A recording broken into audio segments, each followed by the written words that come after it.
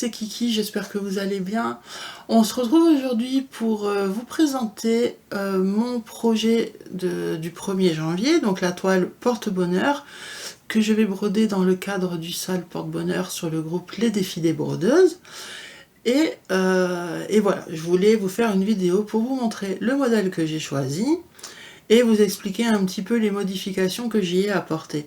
Donc ce modèle s'appelle Among the Flowers. Donc c'est un modèle de Durand Jones. J'ai acheté le patron directement sur la boutique de Durand Jones sur Etsy. Alors c'est un modèle que j'avais depuis longtemps dans mon panier. Mais je validais pas parce qu'il y avait quelque chose qui me dérangeait, c'était les couleurs.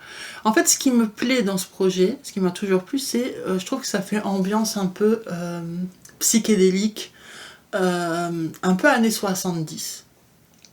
Mais les couleurs, c'est vraiment pas... voilà, ça me parlait pas. Et j'ai vu le mois dernier, je vous en ai certainement déjà parlé si vous avez vu mon Flosstube. Après, je sais pas dans quel ordre je vais publier les vidéos. Donc au cas où, je vous l'aurais dit. Une vidéo de Véro, de la chaîne Indigo C'est Moi, où elle montrait qu'elle avait aussi acheté le patron. Mais elle avait changé les couleurs. Et je me suis dit, mais oui, pourquoi moi je changerais pas aussi les couleurs, puisque c'est ça qui me dérange. Alors j'ai pas choisi les mêmes couleurs que Véro, hein. Mais du coup, ben, j'ai changé les couleurs, et là, révélation. Mais vraiment révélation. Alors ça va pas plaire à tout le monde, là c'est mes goûts à moi, peut-être que vous l'original vous plaisait d'ailleurs, mais voilà, donc en changeant les couleurs, forcément ça m'a tout de suite beaucoup plus plu. Mon mari m'a un peu aidé parce que je galérais un peu au niveau pour bien les placer en fait, parce qu'il y a des couleurs qui se retrouvent à plusieurs endroits. Alors sur un endroit ça faisait beau, mais un autre endroit où ça faisait moche. Et après vous me direz, j'aurais très bien pu, ce qui est possible aussi de faire, c'est de ne pas suivre.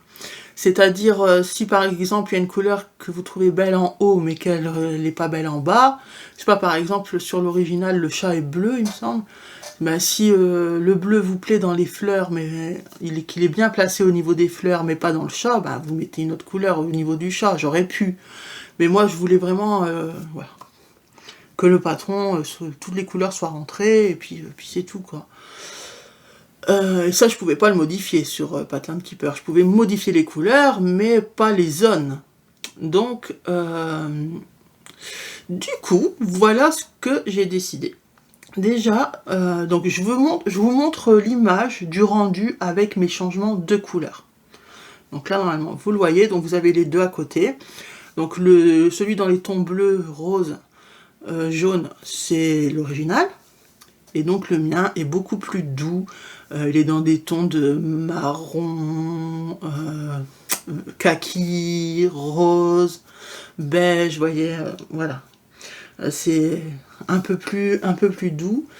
Et j'ai choisi de broder sur une Aïda 14, oui, une Aïda 14 CT, parce que bah, j'en ai plein en fait du 14 CT. Il faut bien que je les utilise. Et quand c'est des modèles comme ça, très blocs et tout, qui ne demandent pas une grande finesse, bah écoutez, je prends ces toiles-là pour ça. Et là, je trouvais que la couleur, en plus, elle était chouette, puisque j'ai choisi... Alors, je vais quand même vous montrer ce que j'ai fait. Hein. Voilà. J'ai choisi un vert clair. Je sais pas comment il va ressortir à l'écran. Et donc, voilà ce que j'ai brodé pour l'instant. Et j'aime beaucoup le rendu. Vraiment, je suis fan. Je vais vous le monter après avec le flash. Hein. Alors, je vais vous énumérer les couleurs que j'ai choisies. Parce que peut-être que, voilà, peut-être que mon rendu à moi vous plaît. Ou au moins ça peut vous aiguiller.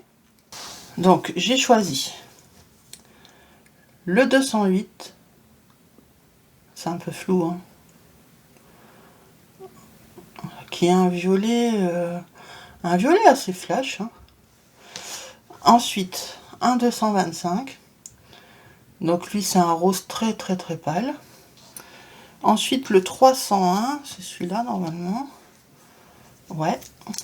Voilà, un marron assez chaud. Hein, plutôt noisette.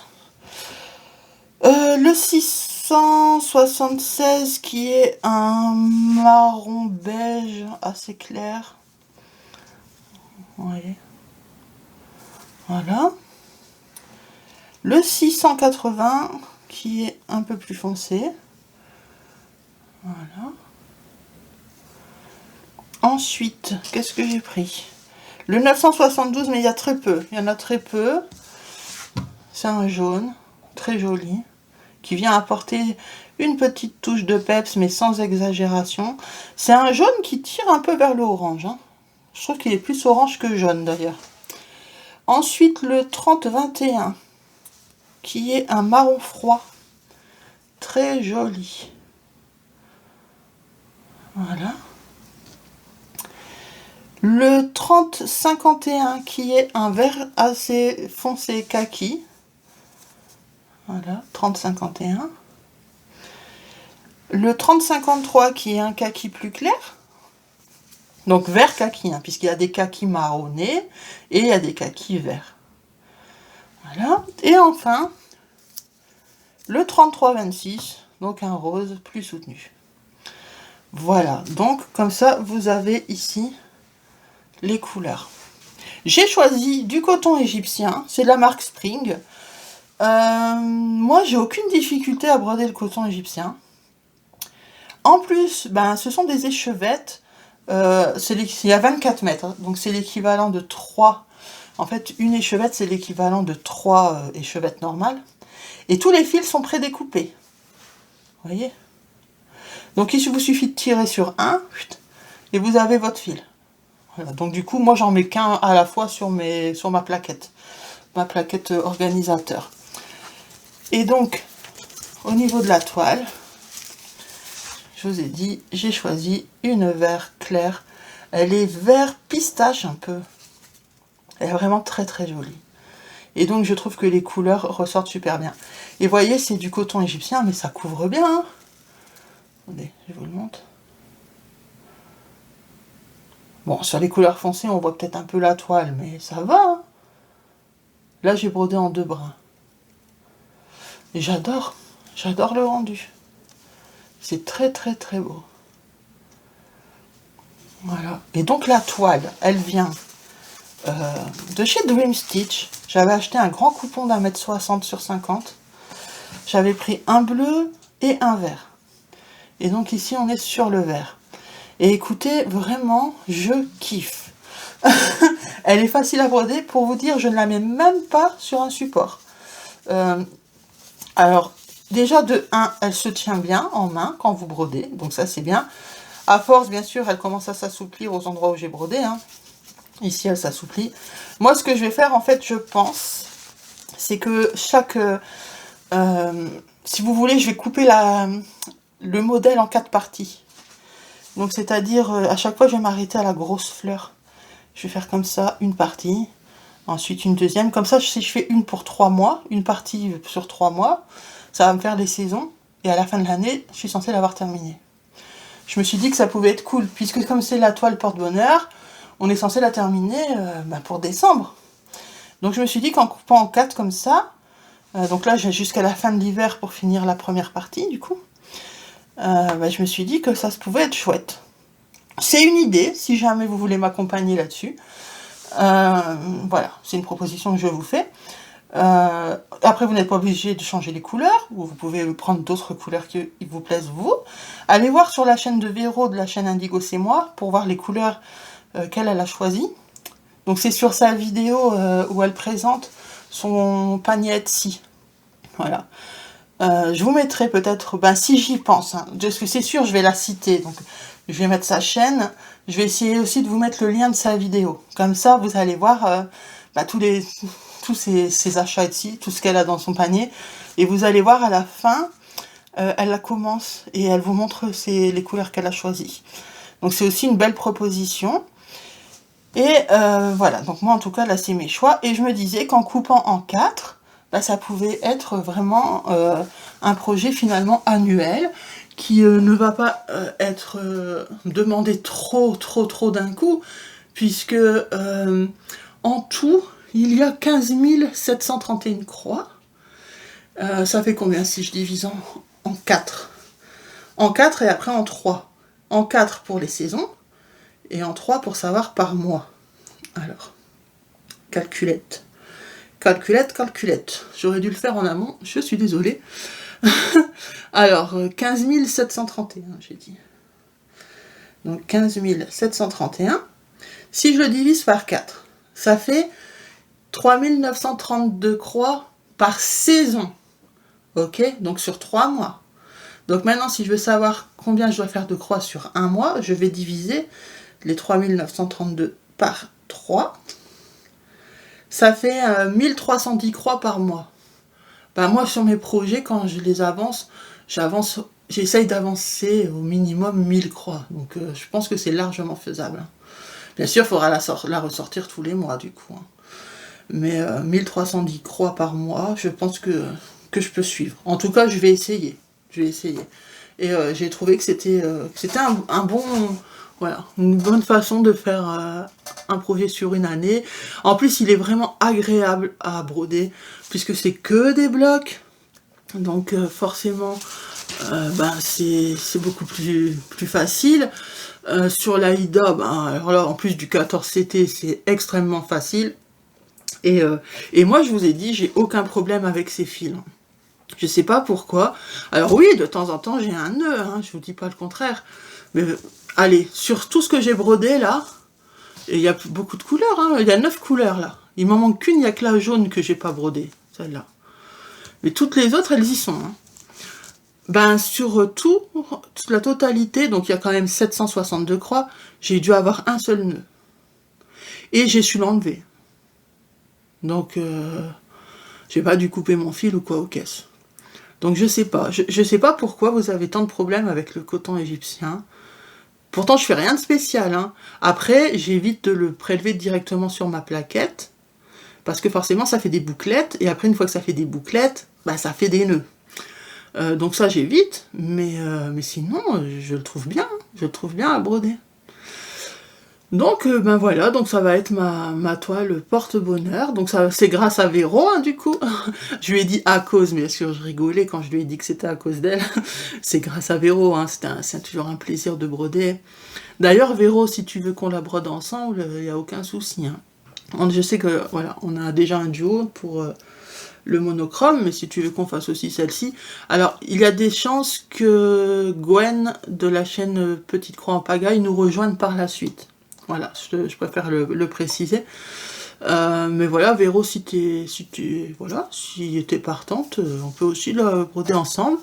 Alors, je vous l'ai déjà dit que moi, j'aime pas m'imposer normalement un nombre de croix précis, tout ça, des objectifs. Mais là, ça me semble vraiment réalisable parce que je l'ai commencé. En fait, je l'ai commencé parce que en même temps, de toute façon, il faut que je fais sur l'hiver, donc j'ai même en retard. Mais je voulais vous montrer le rendu. Puisqu'il y a pratiquement toutes les couleurs. Je vous ai dit, il n'y a que celui-là qui n'a pas été posé. Je ne sais pas où est-ce qu'il va. Il n'y en a pas beaucoup. Il y a cette couleur-là, il n'y a que 100 croix, 106 croix. Donc, vous voyez, il va... Voilà, je ne sais plus où il va. Mais je voulais quand même vous montrer du coup un peu le rendu avec les autres couleurs. Et moi, je trouve ça très très beau. Et sur une toile blanche aussi, ça aurait fait joli. Et donc là, j'entame la grosse fleur. Puis après, j'ai quelques feuilles encore à faire ici. Puis là, il y a un oiseau, il me semble. Et je m'arrêterai, voilà, en dessous de la fleur, en fait, ce sera la limite, la grosse fleur centrale du haut. Et je vais faire comme ça, voilà. Et tant pis, si j'arrive pas à suivre, j'arrive pas, mais au moins je vais essayer. Mais ce sera le seul objectif que je m'imposerai dans l'année, ça c'est sûr. Parce que sinon, après, ça va me déranger. J'ai pas envie de me lasser d'un projet à cause du fait de m'être imposé un rythme dessus, quoi. Voilà. Donc écoutez, je sais que ce projet, il peut rebuter au premier abord, puisque comme je vous l'ai dit, c'est un peu psychédélique. Donc ça plaît pas à tout le monde. En plus, il y en a qui n'aiment pas trop quand c'est trop bloc. Mais franchement, moi d'habitude, j'aime pas quand c'est trop bloc. Mais là, je sais pas. Franchement, il est magique, ce projet.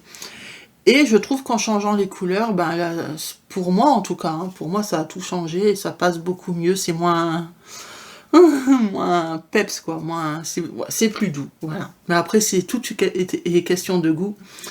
Et j'aime beaucoup mon choix de couleur. En même temps, j'aurais pu broder avec des fils CXC hein, ou des fils DMC, mais j'en ai plein, j'ai plein de fils comme ça que j'avais en partenariat, et ben, le truc c'est que j'ai pas la collection complète, donc quand je commence un projet, si j'ai toutes les couleurs qu'il me faut là-dedans, ben, je vais tout broder là-dedans, mais généralement, j'ai pas tout.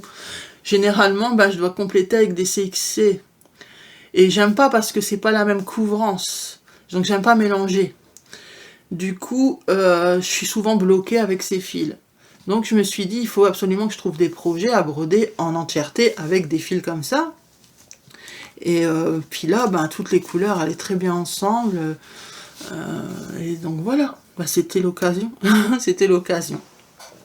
Donc bah écoutez, c'était une petite vidéo, mais c'était pour voilà, vous présenter ma toile porte-bonheur et vous montrer un petit peu le rendu du début, vous expliquer qu'il était possible de changer les couleurs, donc vous montrer du coup ce que ça rendait pour moi, et de vous expliquer ma façon de, voilà, dans la manière de découper le patron en 4, ouais, je vais y arriver, pour avancer dans l'année et le finir en décembre, du coup 2025.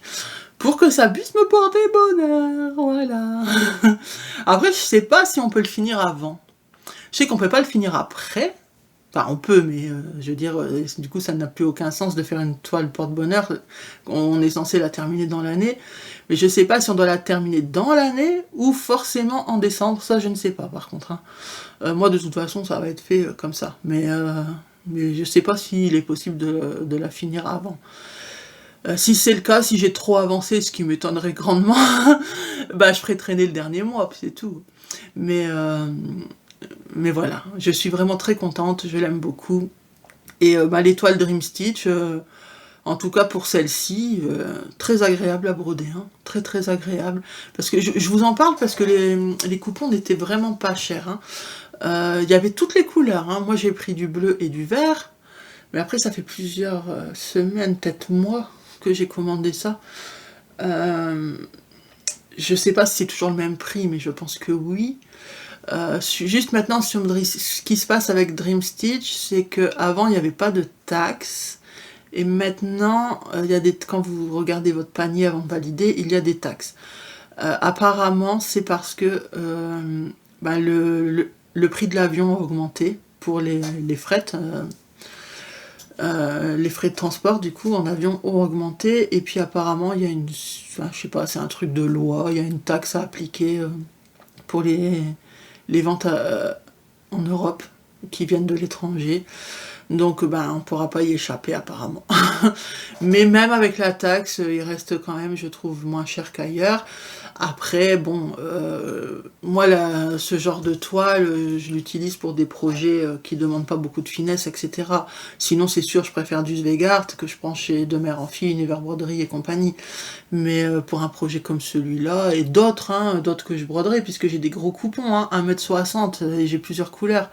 Et donc, moi, j'ai pris le bleu et le vert, mais vous aviez du blanc, du noir, du bleu marine, du marron, du gingembre, je crois, un truc comme ça. C'était des couleurs un peu dans ce style-là, vous voyez. Enfin, allez voir, mais si vous n'avez pas un gros budget, ça peut être un bon plan. Après, il y a d'autres toiles, mais j'ai pas testé, donc je vais pas vous en parler. Moi, je vous parle vraiment de celle-ci, quoi. Donc voilà, et puis alors ce genre de fil, si ça vous intéresse, moi je les avais en partenariat avec plusieurs partenaires. J'en avais eu par Fansels, j'en avais eu par VIP Cross Stitch, j'en avais eu par Biggest Craft. En fait, ils ont des lots, je crois que c'est de 10, et vous avez les numéros qui sont écrits, donc vous choisissez votre lot. Moi, à la base, je voulais me faire la collection complète, mais bon, je peux pas demander à chaque fois ça en partenariat, surtout que je ne fais plus.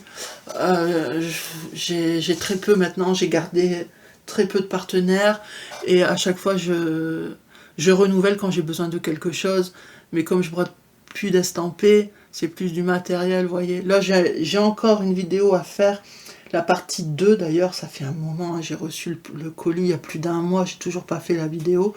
Je vous ai sorti la partie 1, mais pas la partie 2. Mais bon, la partie 2, ça comprend un double tambour et une petite toile Joy Sunday.